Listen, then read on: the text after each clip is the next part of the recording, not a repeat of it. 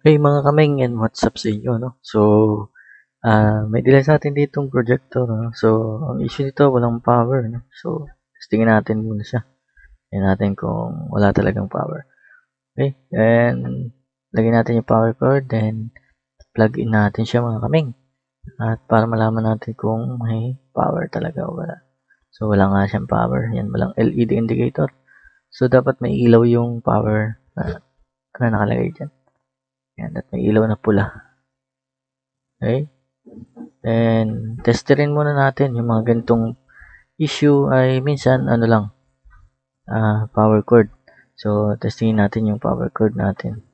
Tingnan natin kung may mapasok na voltahe at para malaman natin kung buo yung ating power cord.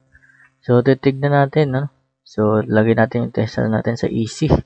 So, alternate current, no? So, lagay natin dito sa magkabilang gilid. Yan. Sa line and neutral yung ating test probe. Yan, nahulog pa. So, yan. So, meron tayong nasukat na voltahe. 215 volts, ano? So, okay yung ating power cord. And, so, bubuksan naman natin siya para malaman natin ano yung nagasira. So, ang mga issue ng ganito ay power supply. So, magpo-focus tayo sa power supply.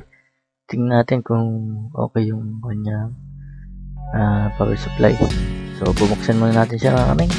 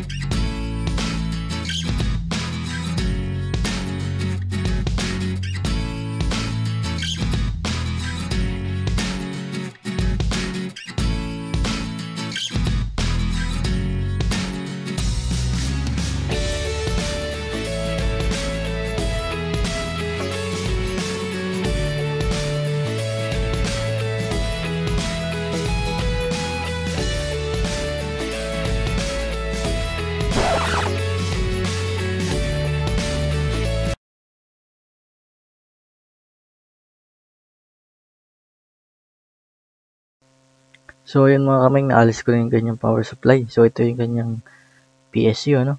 So, mahaba siya, no? So, medyo mahirap siyang baklasin. So, linisin muna natin yung board, ano?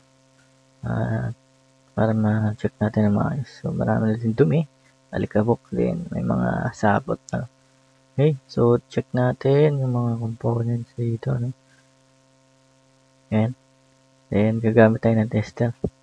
So, tingnan natin kung may mga sunog. Yan. Kung may mga pumutok ba or what. Para malaman natin kung ano nangyari sa ito. Nawalan daw ng power. Yan. So, yun yung power supply niya, no? So, yan. Check natin. At para malaman natin kung ano yung naging sanhi. Okay, so, punta tayo sa buzzer mode. Yan. So, ayan. I-check natin yung kanyang fuse. Then, pupunta rito sa rectifier tayo. So, ito yung kanyang jumper. So, akala ko fuse, hindi pala yung fuse. So, may fuse sa dito banda, no? So, yan, hindi siya nagbabuzzer. Hindi tumutunog or walang continuity yung fuse. So, sabog yung fuse niya, no? Yan, yung napansin ko agad sa kanya. Sumabog yung fuse. Then, hindi ko pa nalalaman dito kung bakit sumabog yung fuse. Yan. So, check ko muna ito. At babalik na mga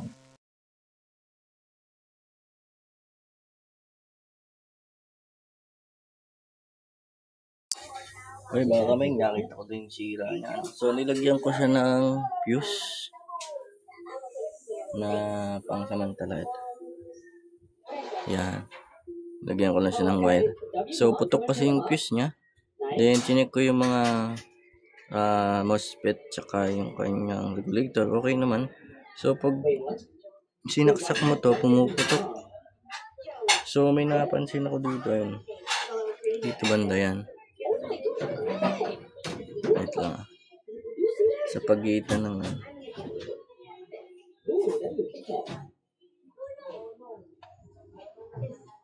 okay. So, sa pagitan nitong regulator at saka itong varistor. May nakasipit na. Ito. Okay. Then, nag-short siya. Ayan, kita niya may itim. Ayan, sunog. Wala ko nakikita, sunog siya. Ayan. So, nakakalang siya dun, nakakalang dito. So, nag-short siya, kaya pala pag sinaksak mo siya, pumuputok yung fuse. Akala ko shorted yung MOSFET. Okay naman pala yung MOSFET niya, tapos sinaksak ko sa pumuputok. So, nung nakita ko yung pan, siguro nalaglag to. Yan. Parang screw to ng laptop or mga appliance. So, yun lang yung problema niya. So, assemble natin siya. Tignan natin kung gagana siya. Okay. Balik tayo kung gumana siya. Okay, assemble lang muna tayo. So, yun mga kaming. Na-assemble na natin.